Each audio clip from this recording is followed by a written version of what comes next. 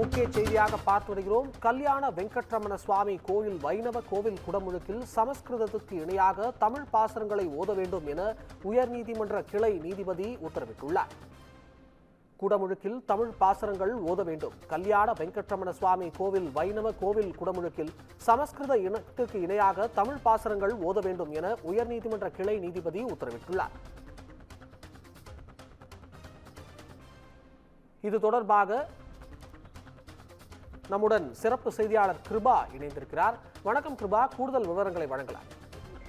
வணக்கம் அபிஷேக். கரூரில் புகழ்பெற்ற கல்யாண வெங்கடரமண சுவாமி கோவில் அமைந்திருக்கிறது.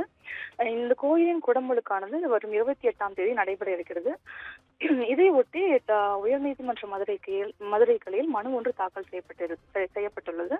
அதாவது உயர்நீதிமன்றம் பிறப்பித்த உத்தரவுக்கேற்ப சமஸ்கிருத மந்திரங்களுக்கு இணையாக தமிழ் மந்திரங்களை ஓதுவதற்கு அனுமதி வழங்கிட வேண்டும் என அந்த மனுவில் கோரப்பட்டிருந்தது.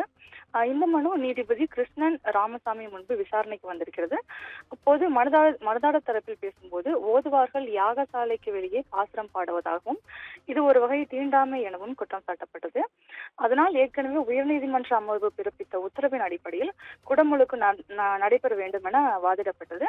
இதையடுத்து அரசு தரப்பில் விளக்கம் அளிக்கப்பட்டது. ஏற்கனவே உள்ள உயர்நீதிமன்ற உத்தரவு பின்பற்றப்படுவதாகவும் ஆழ்வார் பாசுரங்கள் 4000 திவ்ய பிரபந்தம் ஓதப்படுவதாகவும் வாதிடப்பட்டது.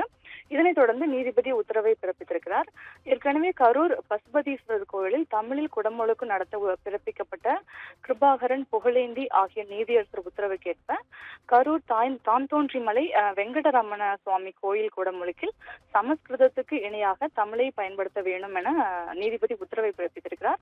தமிழ் ஓதுவார்களை வெளியே உட்கார வைக்க கூடாது எனவும் யாகசாலையில் உட்கார வைக்க வேண்டும் எனவும் அவர் தனது உத்தரவில் குறிப்பிட்டிருக்கிறார்.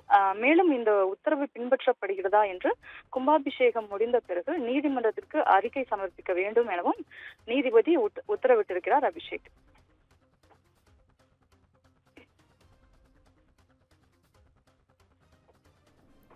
விவரங்களுக்கு நன்றி கிருபா.